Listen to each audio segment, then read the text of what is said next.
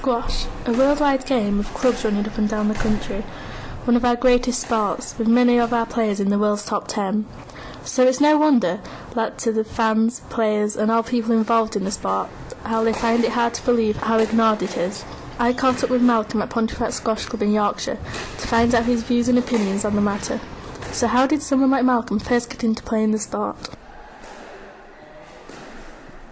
I went to a school in York called St Peter's York, where incidentally Guy Fawkes went, and the headmaster in the early days was the first ever captain of Great Britain squash team, and he converted a fives court into a squash court at the school.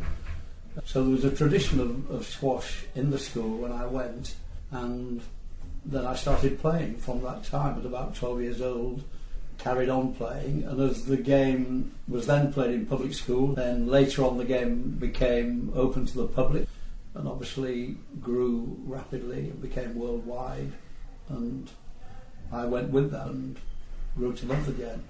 So why do you think that squash is so often overlooked in the sporting world? Yeah, well, that's an interesting point, because the game's played in over 140 countries, and when I tell you that the glass court on which World Championships are played is demountable, and therefore you play under the pyramids in Egypt, on Grand Central Station in Hong Kong Harbour, so some spectacular venues, why it's not publicised? I'm not really sure. There are several reasons. I'm not sure the game's very good at promoting itself. Football demands sort of 90% of coverage on television and massive attention, undeserved. It's a big money game and commands a lot of attention. There isn't room for many other sports, in fact. There's not much space for anybody else on television or in newspapers. I think it's a shame, because it means that the players, they probably don't earn as much as they should for what they put into it, really.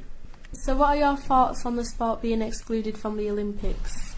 Well, nobody would be happy with that, because if you go back to 2008, I think it was, when the vote was taken, for squash to get in, two sports had to be eliminated, and the two top sports to be admitted were squash and karate. So we thought we were in. This was to be in the London Olympics, and then they voted not to include any more sports, not to replace. So suddenly you weren't in.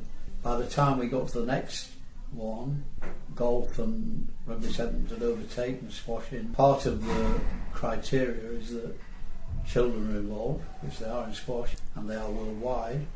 It's very sad that we're not in the London Olympics, because we've got 3 men in the world's top 10, including the world number 1. And we've got 3 women in the world's top 10, including the world number 2.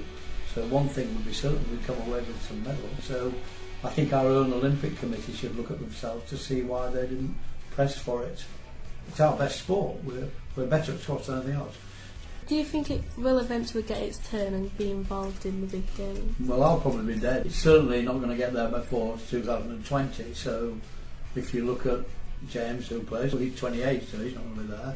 If you look at Rami Ashur, who's the greatest attraction of the modern game, he's 23 now, so he's going to be pushed to be there. I mean, I hope it does for future generations, but I'd have no particular confidence in the fact that it would be.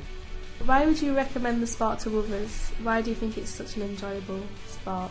Well, I think the good thing, and you've probably seen it this morning when you've come into the club here, is that there are loads of kids playing. We've seen all the kids that are being coached at the club, and there are adults playing, so it covers everybody. So you don't have to be brilliant to enjoy it, and have a good run round and a bit of fun, and it's enjoyable.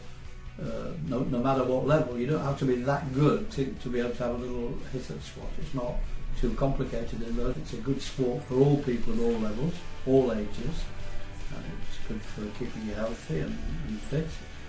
If you get good enough to be a professional, not a bad life, is it? You travel the world, you see all sorts of places. Quite exciting.